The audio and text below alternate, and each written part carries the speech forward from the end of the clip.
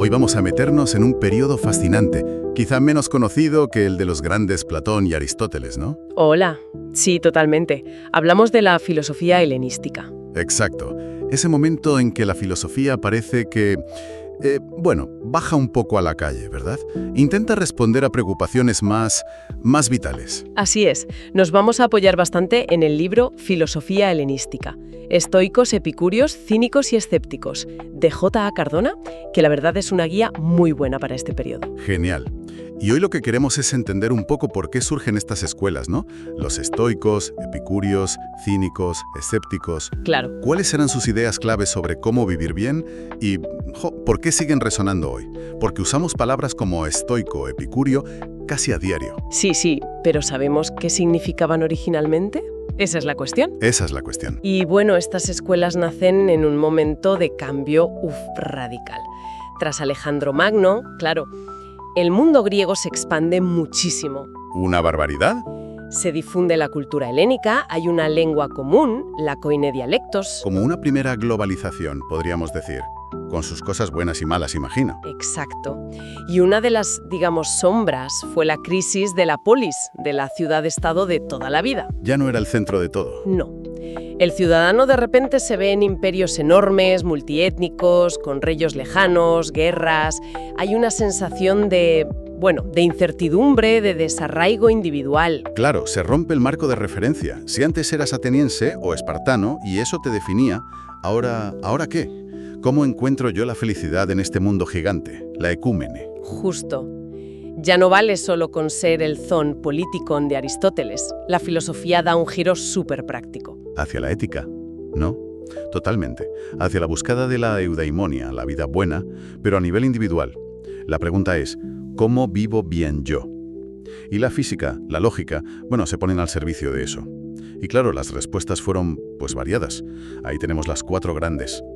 Estoicismo, epicureísmo, cinismo y escepticismo. Cuadernos de conversaciones. Cuadernos de conversaciones. Cuadernos de conversaciones te trae ideas bien contadas, fiables y mezcla el rigor humano con la tecnología IA para despertar tu curiosidad. La fuente que mencionas ponía un ejemplo muy visual, una cena en el ágora. Sí, es una imagen útil aunque sea ficticia, claro. Imagina a Diógenes el cínico ahí, pasando de todo en su tinaja. Provocador total. Y cerca, un epicúreo intentando evitar cualquier molestia, sin darse cuenta de que está pisando a un estoico. Crisipo, por ejemplo. Y Crisipo aguantando el pisotón con entereza, ¿no? Como diciendo, esto es lo que hay, es el logos. Eso es. Mientras el escéptico, Pirrón, estaría mirando y dudando de si aquello está pasando de verdad o qué. Es una caricatura, pero ilustra las actitudes. Sí, el cínico directo, el epicúreo buscando la calma, el estoico aguantando con virtud y el escéptico, dudando. Y mientras, los platónicos y aristotélicos igual seguían a lo suyo, más teóricos. Quizá un poco más desconectados de esa urgencia vital del momento, sí. Vale, pues vamos a meternos ya con ellos. Empezamos por los estoicos, que nos han dejado esa palabra tan usada. Zenón de Citio, el fundador, enseñaba en la Stoa Poikile, el pórtico pintado de Atenas. ¿Cuál era el meollo de su filosofía? La idea clave, yo diría, es vivir en armonía con el universo. Para ellos, el cosmos no es un caos, es un todo ordenado, racional, incluso divino y material a la vez. Todo el uno. Sí, una especie de panteísmo. Lo llaman el logos, la razón universal, que es también Dios o el destino. Y ese logos, como un fuego inteligente, está en todo conectado y siguiendo una cadena causal. Necesaria. Eso de necesaria suena a determinismo total, ¿no? ¿No había libertad entonces? Claro, desde hoy choca un poco, pero para ellos ese determinismo era justo la prueba de que el universo era racional. De hecho, fíjate, tenían una cosmología cíclica. Que todo se repetía. Sí, el universo se destruía en una gran conflagración, la ecpírosis, y volvía a empezar. Todo exactamente igual, el eterno retorno. Una idea potente, ¿eh? Vaya, entonces la libertad no era cambiar las cosas. No, la libertad era aceptar ese destino racionalmente. La actitud interior es la famosa imagen del perro atado al carro. Astre. El resultado fueras el mismo, pero tu vivencia radicalmente distinta. Por eso la ética estoica se centra en la virtud, vivir conforme a la razón, aceptando lo que el logos trae. Vale, entiendo la lógica interna, pero ¿qué pasaba con las cosas que nos importan normalmente? La salud, el dinero, el dolor. Pues las llamaban indiferentes, adiafora, para la felicidad y la virtud. El único bien era la virtud, el único mal, el vicio. Hombre, un poco radical, ¿no? Bueno, matizaban, ¿eh? Distinguían entre indiferentes preferibles, como la salud, una vida digna, buena reputación, y los no preferibles, como la enfermedad, la pobreza.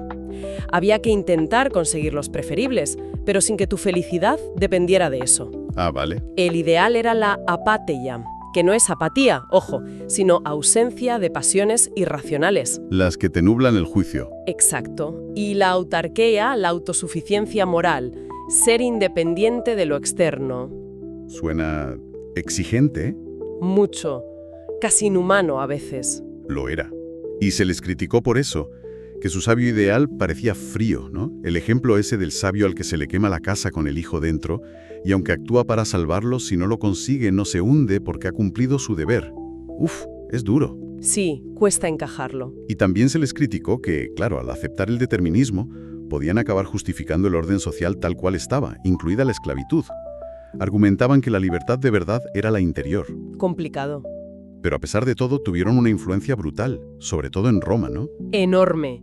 Desde Zenón, Cleantes, Crisipo en Grecia, hasta figurones en Roma como Séneca, Epicteto, que había sido esclavo, fíjate, o el mismísimo emperador Marco Aurelio.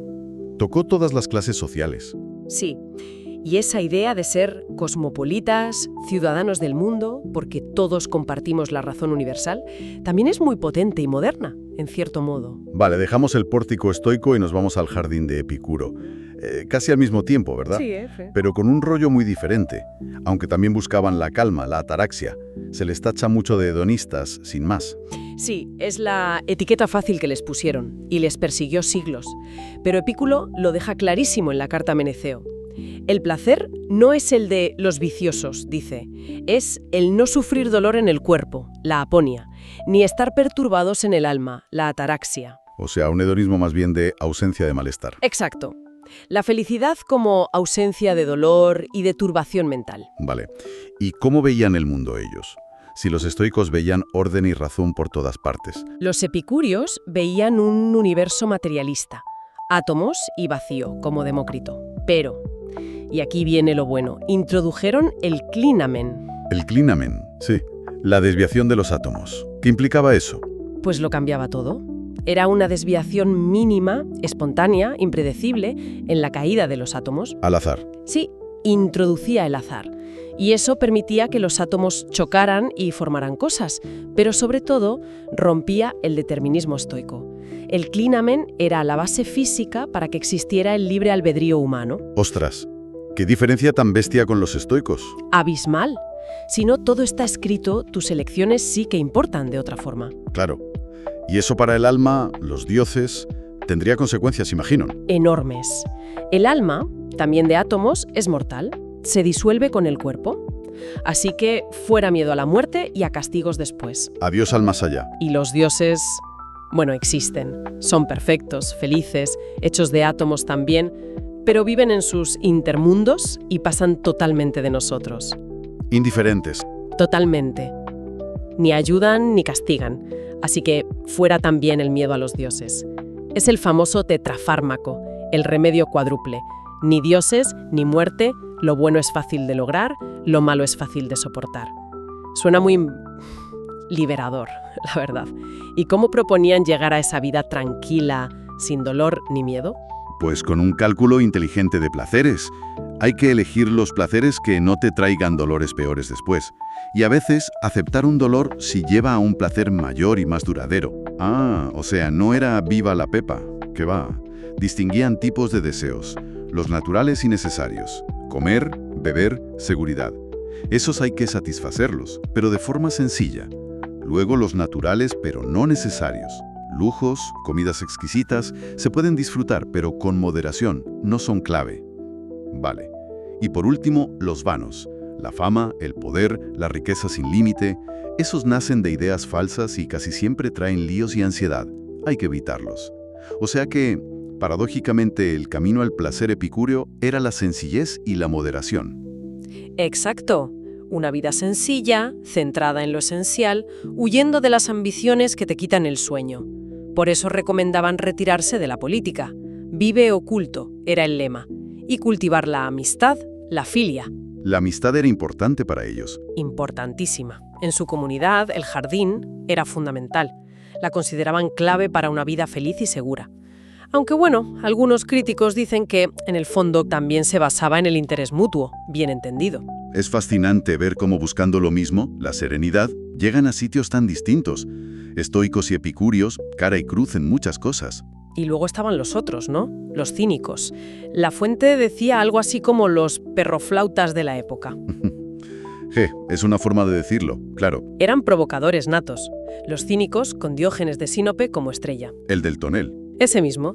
Eran los rebeldes antisistema. Rechazaban las normas sociales, la riqueza, la fama, todo lo que no fuera vivir según la naturaleza más básica.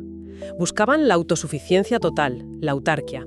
Y lo hacían de forma chocante, viviendo como perros, de ahí quínicos, cínico, buscaban la libertad total en el desapego más radical. Las anécdotas son geniales. La del candil buscando un hombre honesto, la de Alejandro Magno. Apártate, que me tapas el sol. Hay que tenerlos bien puestos. Eran un desafío constante al poder y a las apariencias. Totalmente. Y nos quedan los escépticos, los de la duda metódica. Eso es. Los escépticos desde Pirrón hasta las academias posteriores. Partían de una idea radical sobre el conocimiento. No podemos estar seguros de alcanzar ninguna verdad definitiva sobre cómo son las cosas en sí. Pero si no puedes estar seguro de nada, ¿cómo vives? Suena un poco paralizante, ¿no? Pues mira, paradójicamente, para ellos la solución era la epoché. Suspender el juicio sobre las cosas últimas. ¿Suspender el juicio? ¿Cómo? Pues no afirmar ni negar nada con rotundidad sobre lo que no podemos saber con certeza. Al dejar de angustiarse por buscar verdades que igual no existen y al criticar los dogmatismos, sobre todo el estoico, creían que también se llegaba a la ataraxia, a la serenidad. Manda. O sea, ¿la duda como camino a la paz? Exacto. Y en la vida práctica, ¿cómo se guiaban? Pues por lo plausible, por las apariencias, las costumbres, lo que funcionaba en el día a día, pero sin creer que eso fuera la verdad con mayúsculas. Era una forma de vivir más relajada, sin la tensión de tener que defender dogmas. Instintos para lidiar con la incertidumbre de aquel mundo helenístico. Y es importante lo que comentabas de las fuentes, ¿verdad? Que no tenemos todos los textos originales. Sí, es crucial tenerlo presente. Muchísimo se ha perdido, sobre todo de los primeros estoicos y de Epicuro. Dependemos un montón de lo que contaron otros después, Diógenes Laercio, Cicerón, Séneca, Plutarco, que resumían, citaban, criticaban. Y no siempre eran imparciales, claro, había intereses. Claro. Hallazgos como los papiros de Herculano son una ventana directa increíble, pero reconstruir estas filosofías es un puzzle complejo, casi de detectives, interpretando fragmentos y testimonios. Entendido. Bueno, después de este viaje por el pórtico, el jardín, la tinaja y la duda, ¿cuál sería la idea principal, el hilo conductor de toda esta filosofía helenística? Pues yo diría que todas, cada una a su manera, son intentos valientes y muy prácticos de responder a la gran pregunta: ¿cómo vivir una buena vida? Una vida con sentido, sobre todo cuando el mundo de fuera parece caótico o indiferente, o simplemente no lo controlas. Son filosofías muy enfocadas a la acción, a la vida. Sí, casi terapéuticas, diría yo. Buscan la paz interior, la eudaimonia, frente a las dificultades o la incertidumbre. Hemos visto la vía estoica, virtud, razón, aceptar el cosmos. La epicúrea, tranquilidad, placer calculado, amistad, retiro. La cínica, libertad radical, rechazar lo artificial. Y la escéptica, serenidad a través de suspender el juicio. 4 estrategias bien distintas. Exacto. Y quizá la reflexión final que nos dejan es, bueno, ¿cómo resuenan hoy? En nuestra época, ¿no? Con tantos cambios, tanta información, tantas incertidumbres globales y personales, ¿qué podemos aprender de ellos? Buena pregunta. ¿Necesitamos quizá más aceptación estoica? ¿Más saber elegir nuestros deseos como los epicúreos? ¿Una pizca de rebeldía cínica contra lo superficial? ¿O esa prudencia escéptica de no aferrarnos a certezas absolutas para encontrar nuestra propia calma? Ahí queda eso. Ahí queda una pregunta abierta que nos invita a seguir charlando con estos pensadores de hace más de 2000 años. Cuadernos de conversaciones.